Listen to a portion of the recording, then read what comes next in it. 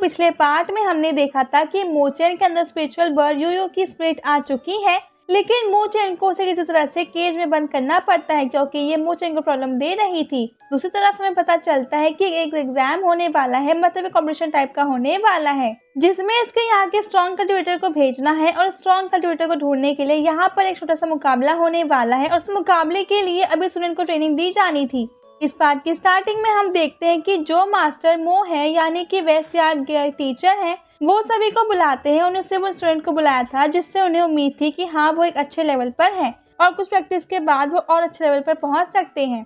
अब यहाँ पर आकर वो सभी को बताते हैं कि 1 महीने बाद तुम्हारे कंपटीशन होने वाला है, उसके लिए तुम्हें अभी से तैयारी स्टार्ट करनी होगी क्योंकि उस कंपटीशन में सिर्फ वो हिस्सा ले सकते हैं जिनका लेवल प्रोफाउंड लेवल से थोड़ा ज्यादा हो। 1 महीने तक अगर कोई भी हार्ड ट्रेनिंग करे तो वो प्रोफाउंड लेवल पर अचीव कर सकता है। साथ ही वो बताते हैं कि तुम्हें लिंगमेन रिलम को पार करना होगा, तभी तो अपने अपोनेंट के सामने टिक पाओगे।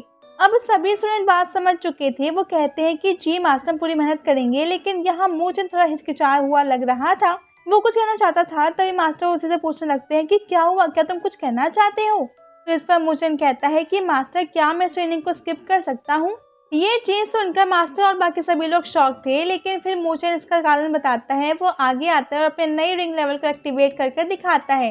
ये चीज देखकर वहाँ पर हर कोई शॉक हो गया था क्योंकि लिंग में रिलम असल में यही रिंग लेवल है। इसमें भी अलग अलग स्टेज हैं और टाइम के साथ साथ ये और ज्यादा स्ट्रांग होती जाती है। इसके बारे में हमें आगे पता चलेगा, इसलिए इस वीडियो को बिल्कुल एंड तक देखिएगा।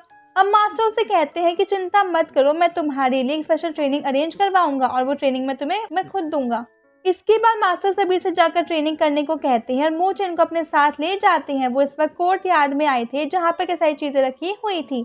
ये अलग अलग फ्लोर है, हम इस जगह पर पहले भी आ चुके हैं। मास्टर बता रहे थे कि कंपटीशन सीट कोटा के लिए हो रहा है, लेकिन मुझे माफ करना, तुम्हारी पावर इतनी देखने के बाद भी मैं तुम्हें डायरेक्टली सीट कोटा नहीं दिलवा सकता। इस पर मोचन कहता है कि चिंता मत कीजिए, मैं उसे खुद से जीत लूंगा। सीट कोटा जो असल में उस बड़े कंपटीशन में जाने के लिए एक तरीके से कहे तो वहाँ का पास है, मतलब सेक्टर की तरफ से जो स्टूडेंट चुने जाते हैं उन स्टूडेंट को सीट कोटा के स्टूडेंट कहा जाता है। अब यहाँ पर हम और भी कई लोगों को देखते हैं। वैसे वहाँ होंगलिंग भी थी और साथ ही कुछ दूसरे स्टूडेंट भी थे जो कि मुझे से ज्यादा लेवल के हैं। वो अभी सभी शॉक थे। होंगलिंग तो कुछ भी नहीं कहती, तो दूसरे स्टूडेंट कहने लगते हैं कि ये लड़का हमारे यहाँ कोर्टयार्ड में क्या कर रहा है, इसे 10th फ्लोर पर आना भी नहीं चाहिए, ये तो कमजोर है। लेकिन मास्टर फिर गुस्से में कहते हैं कि ये सीट कोटा के थ्रू कॉम्पिटिशन में जा रहा है तो इतना काफी नहीं है क्या, और अगर कोई प्रॉब्लम हो तो मुझे बताओ, मैं सॉल्व करता हूँ। अब उनकी बात सुनकर वहाँ पर हर कोई बहुत ज्यादा शॉक था। हम देखते हैं कि होंगलिंग भी मन में सोच रही थी कि मोचन ने सच में बहुत ज्यादा प्रोग्रेस कर ली है। इसके बाद हम मास्टर मोचन को लेकर जाते हैं स्क्रॉल सेल्फ की तरफ, जहाँ वो कहते हैं कि इसमें से कोई भी एक स्क्रॉल चुन लो। अब मोचन को थोड़ी प्रॉब्लम हो रही थी क्योंकि वो जो भी स्क्रॉल निकालता है उसे उसने अच्छा स्क्रॉल मिलते जा रहा था। फाइनली वो लास्ट में एक अच्छा स्क्रॉल ढूंढ लेता है। मास्टर कहते हैं कि ये सही है, तुमने बिल्कुल सही स्क्रॉल चुना है। मगर तभी मोचन को फिर से एक और स्क्रॉल दिखता है, वो उसे भी उठा लेता है। अब लेना तो एक ही था, लेकिन फिर मास्टर से 2 स्क्रॉल लेने की परमिशन दे देते हैं, मगर वो कहते हैं कि उसके बदले तुम्हें लियू बाई को हराना होगा। अब मोचन कहता है कि बिल्कुल मैं उसे हरा दूंगा, लेकिन मास्टर कहते हैं कि ये इतना आसान नहीं होगा क्योंकि बाई लाओ जू से ट्रेनिंग लेकर आ रहा है। वैसे अभी इन सब चीजों पर ध्यान देने से कोई फायदा नहीं है, इसलिए मास्टर कहते हैं कि हमें अब चलना चाहिए। इसके बाद अब वो मोचन को वहां से बाहर ले आए थे। वो वहाँ पर अपनी स्पिरिचुअल एनर्जी की मदद से कुछ तीर बनाकर मोचन की तरफ फेंक रहे थे और मोचन को बस उन्हें डोज करना था। अपनी पावर का इस्तेमाल करते हुए बस उन्हें खत्म नहीं कर सकता था क्योंकि यहाँ पर उसकी स्पीड पर काम किया जा रहा था, और अगर वो अपनी पावर से उन्हें डिस्ट्रॉय करेगा तो ट्रेनिंग का कोई फायदा ही नहीं है। मोचन मान जाता है, लेकिन फिर 1-2 नहीं थे बल्कि बहुत सारे तीर थे, जिस वजह से उसने बचने के लिए मोचन को थोड़ी दिक्कत हो रही थी और साथ ही इस चीज में वो थोड़ा सा इंजर्ड भी हो गया था। लेकिन अब मास्टर कहते हैं कि बैटल में कोई भी ये नहीं देखेगा कि तुम इंजर्ड तो नहीं हो, वो तुम पर हमला करेगा और इसके बाद वो फिर से हमला कर देते हैं। यहाँ पर मोचन फिर से बचने की कोशिश कर रहा था, उसकी स्पीड अब पहले से और ज्यादा बढ़ने लगी थी, यहाँ तक कि वो भागते हुए अपनी स्पिरिचुअल एनर्जी को भी यूज कर पा रहा था।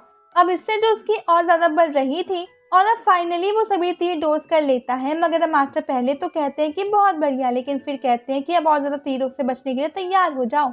अब इसके बाद वो पिछली बार से डबल तीर बनाकर सीधे उसकी तरफ फेंक देते हैं। मोचन इनसे सारे तीर देखकर डर गया था, लेकिन वो फिर से उन्हें डोज करना स्टार्ट कर देता है। मगर अब ये तीर पहले से ज्यादा थे, प्लस ये स्पिरिचुअल पावर से कनेक्ट थे, जिस वजह से अगर मोचन उन्हें के रास्ते से हट भी जाए तो वहाँ वो तीर अपनी डायरेक्शन बदल लेंगे। अब इन सब चीजों की वजह से मोचन को और ज्यादा प्रॉब्लम का सामना करना पड़ रहा था और अब वो और ज्यादा इंजर्ड भी होने लगा था। और अब वो और ज्यादा इंजर्ड भी होने लगा था, लेकिन फिर भी वो हार नहीं मानता और प्रैक्टिस कर जारी रखता है। दूसरी तरफ हम बाकी सभी स्टूडेंट को देखते हैं, वो भी इस वक्त जम कर ग्रेजुएशन कर रहे थे क्योंकि उन्हें अपना लेवल बढ़ाना था। इस तरफ हम फिर से मोचन के पास आते हैं, जो फाइनली उन सभी तीरों को भी डोज कर लेता है। लेकिन इसके बाद अब जो मास्टर है वो बड़े बड़े पत्थर उसकी तरफ फेंकने लगे थे, जिसके बाद मोचन ने उन्हें भी डोज करना स्टार्ट कर दिया था।